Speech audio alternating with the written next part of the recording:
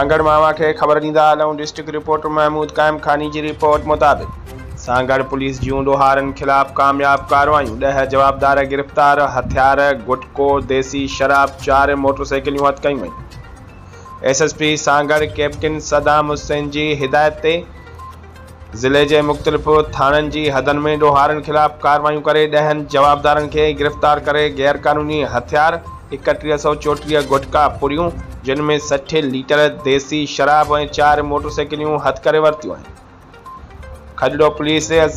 खडड़ो police असनी checking दौरान नौमान तेगानी खे गिरफ़्तार करे संदसि कब्ज़े मां हिकु TT पिस्टल बग़ैर लाइसेंस हथ करे वरितो आहे।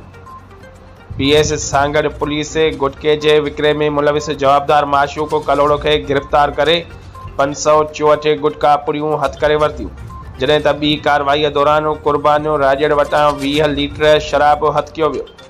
उन खां अलावा पुलिस स्टेशन जाम नवाज़ अली खिपरो, झोल पुलिस गुटका फरोश रतन जिंदड़ो, फहद अली ज़ंगेजो, तालिब हुसैन, मुशरफ अली लस्कानी ऐं शहबाज अली ख़ासकिले खे गिरफ़्तार करे 2540 गुटका पुरियूं हथ करे वरतियूं।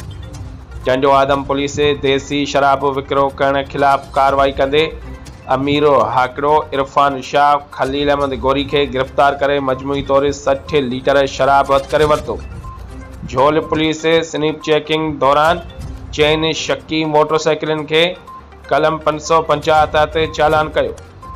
गिरफ़्तार जवाबदारनि खिलाफ़ लाॻापियल कलमनि तहत केस दाख़िल कयो वियो आहे।